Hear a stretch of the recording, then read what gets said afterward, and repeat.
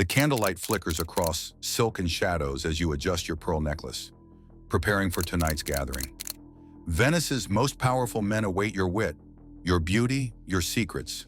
But beneath the perfume and politics lies a deadly game where one wrong move could mean exile, disease, or death. We're about to uncover why being a Renaissance courtesan was far more dangerous than history's romantic tales suggest.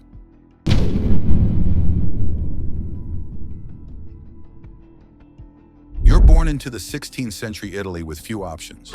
Marriage means becoming property. The convent offers safety, but poverty. But there's a third path, one whispered about in marble corridors and silk-draped chambers. Become a courtesan. The promise was intoxicating. Unlike common prostitutes confined to brothels, courtesans commanded respect, wealth, and influence. They dined with cardinals, debated philosophy with scholars, and held the ears of princes. Veronica Franco, Venice's most celebrated courtesan, published poetry and corresponded with kings. Tullia d'Aragona hosted literary salons that shaped Renaissance culture. These women possessed what few others could claim: economic independence. A successful courtesan could own property, commission artwork, and live in luxury that rivaled nobility. They wore cloth of gold, adorned themselves with emeralds, and traveled in private gondolas through Venice's canals. The education was extraordinary. Courtesans learned multiple languages, studied music and dance, mastered the art of conversation. They became living embodiments of Renaissance ideals: beautiful, intelligent, cultured. Men didn't just desire their bodies, they craved their minds. But this golden facade masked brutal realities. For every Veronica Franco who achieved fame, hundreds of others vanished into obscurity, disease, or worse. The same society that elevated courtesans also created the very systems designed to destroy them.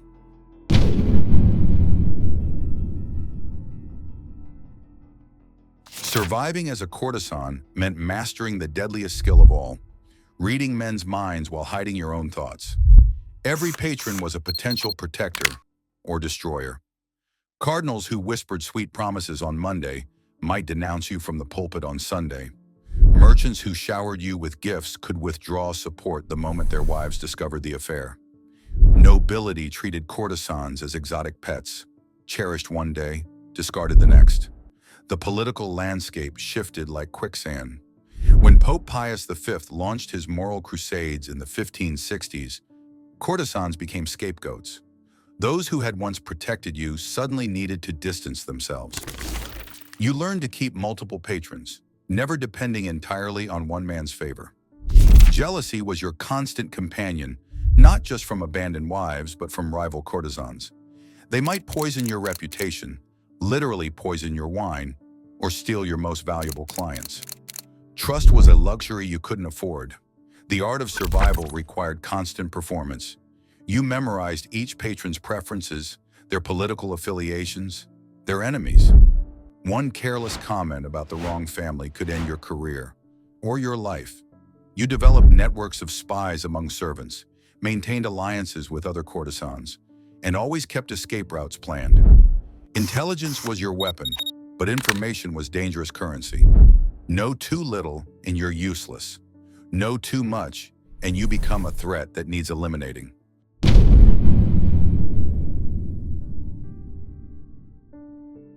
The unwritten rules were more dangerous than any law. Break them, and consequences came swift and merciless. Disease stalked every encounter.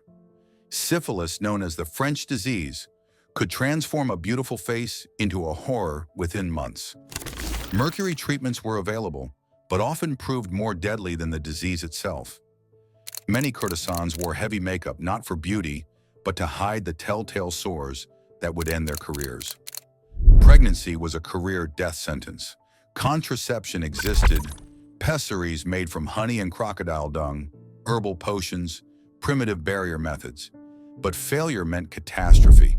A pregnant courtesan lost her figure, her mobility, and her appeal. Abortion was illegal, dangerous, and often fatal. The church's moral campaigns could destroy you overnight. When religious fervor swept through cities, courtesans became convenient targets. They faced public humiliation, forced penance, or exile. During the Counter-Reformation, some were paraded through streets in penitential robes, their heads shaved as symbols of shame. Legal protections were non-existent. If a client refused payment, assaulted you, or stole your property, courts rarely listened to a courtesan's testimony.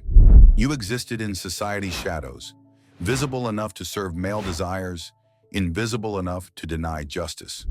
Violence was always possible. Jealous wives hired assassins, spurned lovers turned brutal. Political enemies used your profession to justify any cruelty. Your beauty, your intelligence, your success all became reasons for others to destroy you.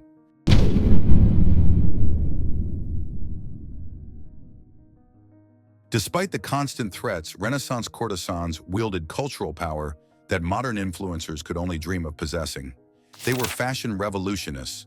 Courtesans introduced new styles that noble ladies secretly copied.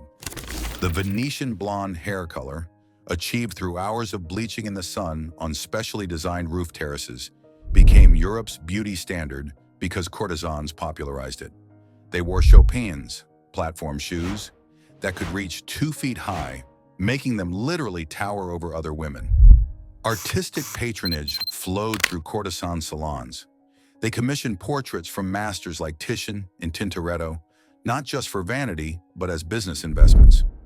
These paintings served as advertisements of their beauty and sophistication. Many Renaissance masterpieces we admire today were funded by courtesans' wealth. Literary influence was profound. Courtesans didn't just inspire poetry, they wrote it. Gaspara Stampa's love sonnets rivaled Petrarch's work. Moderata Fonte penned feminist treatises questioning male supremacy. Their writings provided rare female perspectives in a male-dominated intellectual landscape. They shaped diplomatic culture. Courtesans attended state banquets, influenced political decisions through pillow talk, and sometimes served as informal ambassadors.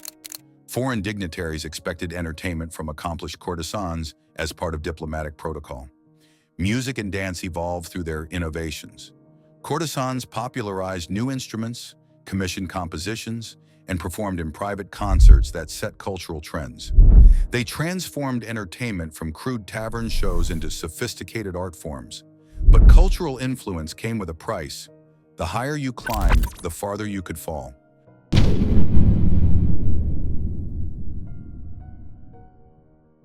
Time was every courtesan's enemy. In a profession dependent on youth and beauty, aging meant obsolescence and often destitution. The lucky ones planned their exits.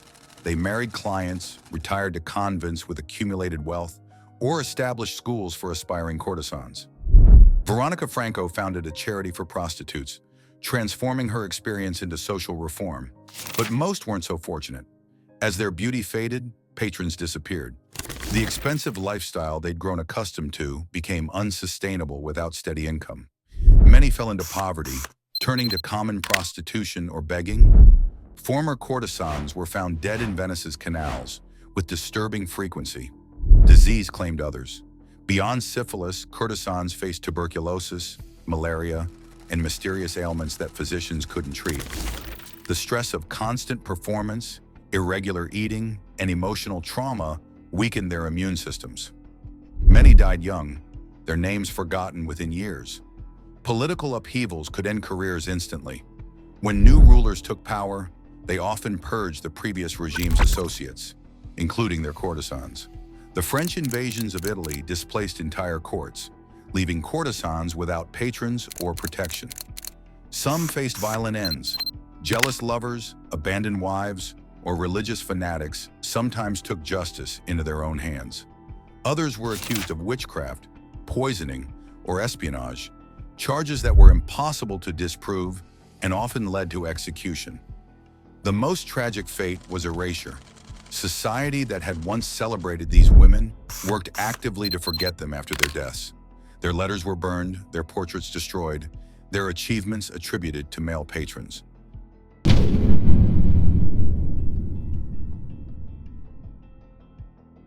History remembers Renaissance courtesans through a lens of romantic mythology that obscures their reality.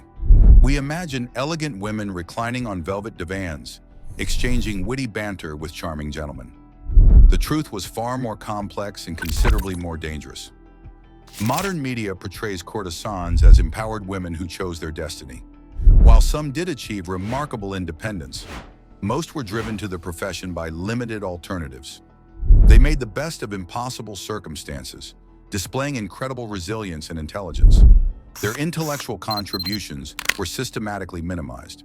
Male historians dismissed their writings as frivolous, their political influence as sexual manipulation. Only recently have scholars begun recognizing courtesans as serious artists, writers, and cultural innovators who shaped Renaissance thought. The mythology serves male comfort more than historical accuracy. It's easier to romanticize these women than acknowledge the brutal system that exploited them. The happy courtesan myth allows society to avoid confronting how little has changed about female exploitation. Yet their true legacy is profound. They challenged gender restrictions, created economic independence for women, and produced art that outlasted their persecutors. They proved that intelligence and beauty could be combined into formidable power, even in hostile environments. Their survival strategies, networking, performance, adaptation, remain relevant for anyone navigating power structures today. They understood that influence could be more valuable than authority, that cultural impact could outlast political power. The Renaissance courtesan story reveals an uncomfortable truth. Survival often meant performing versions of ourselves we'd rather not become. These women navigated impossible choices with remarkable courage, reminding us that history's most fascinating figures are rarely its happiest ones. Perhaps the real question isn't whether you could survive, but whether you'd want to. If this glimpse into the past moved you, don't forget to like this video, share your thoughts in the comments, and subscribe so you won't miss our next journey into history's hidden stories.